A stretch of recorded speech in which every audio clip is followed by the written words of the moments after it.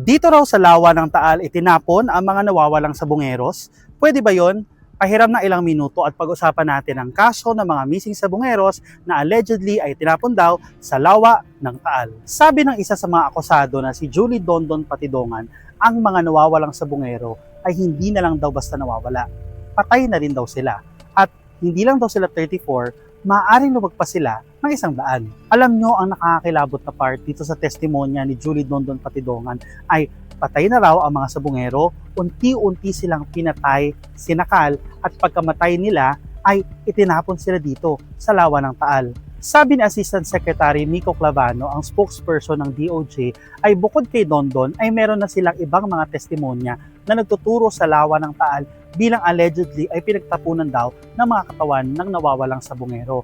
In other words, ay corroborated na daw nila itong testimonya ni Dondon. Dagdag pa ni Clavano, ayon sa impormasyon na nakuha nila, hinalian daw itong mga sabungero ng sandbag bago inuhulog sa lawa ng Taal. So ang tanong ngayon, kung patay na nga itong mga sabungeros na ito at itinapon sila sa lawa ng Taal, ay may makukuha pa ba ang ating mga authorities? Alam nyo, maraming factors na nakakaapekto sa decomposition ng katawan ng isang tao. Primarily, nandyan ang environment. Pero kung tatanungin nyo ang Department of Justice, sabi nila ay sinabihan daw sila ng mga eksperto na may maaabutan pa raw sila ng mga remains dito sa Taal. Pero alam nyo, hindi maliwanag kung anong klase ng remains ito, kung buto ba o anong klase ng labi ng tao. Guided by the experts, ang sabi ng DOJ ay sinabihan naman daw sila kung anong specifically ang dapat nilang hanapin dito sa lawa ng Taal. As part ng paghahanap sa mga nawawalang sabungero dito sa Taal Lake ay nag-conduct ng initial search ang DOJ at ang Philippine Coast Guard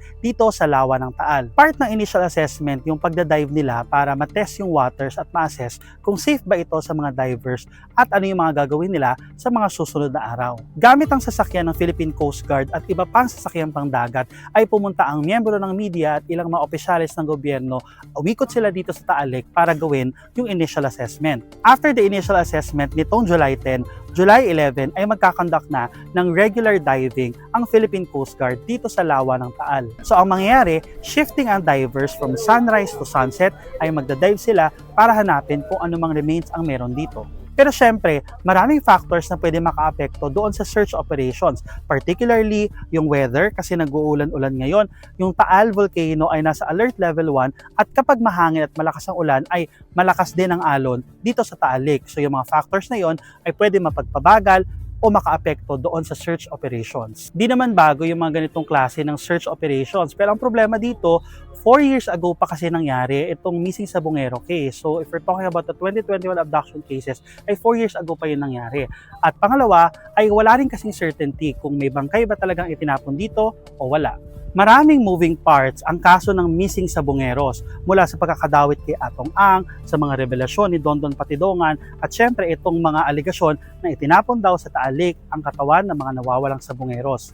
Hindi man tayo certain kung ano talaga nangyari at this point, pero sigurado tayo na dapat bantayan ito dahil may mga pamilyang nangungulila pa rin para sa mga nawawalan nilang mahal sa buhay. If interested kayo na ipagpatuloy ang kwentuhan tungkol sa missing sabungero case, may download the Rappler Communities app and join the Justice and Human Rights channel.